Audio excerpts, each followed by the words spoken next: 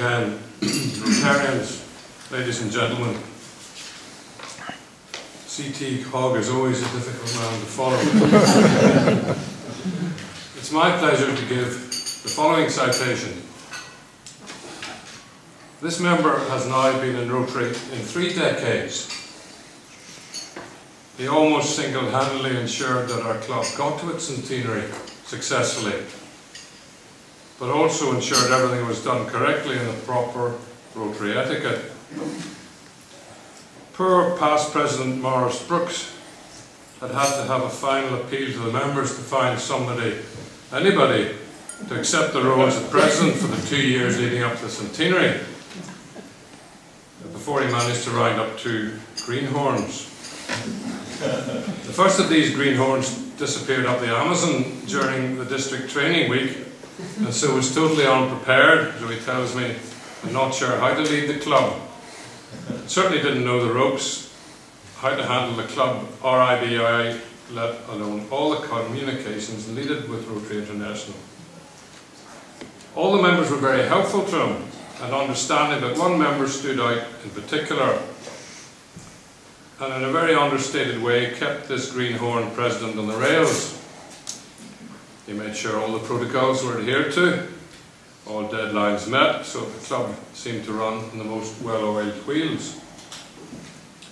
This would be totally understandable if the person was retired or back up in his professional career, but no, this member was a one-man band operating out of a small office and had to put customers on hold while he kept the president straight. Now, nothing was too much of a problem. Everything achieved without a hesitation or delay, and always with enthusiasm and a cheerful tone. He even soothed this president who felt that the club had lost the district cup, turned his office upside down time and time again, only to have to point out that the cup had in fact been returned to district on time, cleaned and engraved by this outstanding member. My experience of him was very much the same. His very tactable, well, Mr. President, maybe you would like to consider trying it this way, kept me right. This Rotarian has taken a great interest in the youth and community projects over the years, particularly with Mitchell House activities, which he helped to organise and run. Appointed club secretary in 2005 until 2010, he kept 5 past presidents in order. Michael, the European influencer and part-time professor. Morris, the retiring timber merchant. Brian, the ex-banker, who better to have in charge in the year of the crash. And Courtney, the deputy lieutenant. And myself, the accountant and business undertaker. So I had a very lot to look after, which he did very well, and we all thank him for this. I'll let you decide who was the one who made it up as he went along, and who was the one who wanted to have a party every week.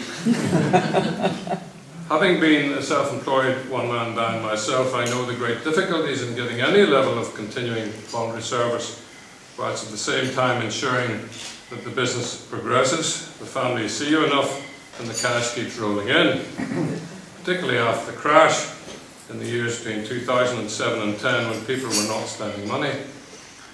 Therefore, I take off my proverbial hat to him. It's my pleasure, President Ken, to ask you to present Rotarian Mark Davidson with the Paul Harris Award for service well above self.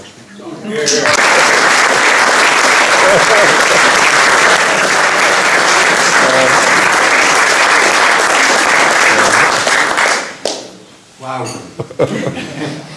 Yeah, thank you very much indeed. This is a complete shock and an incredible honour.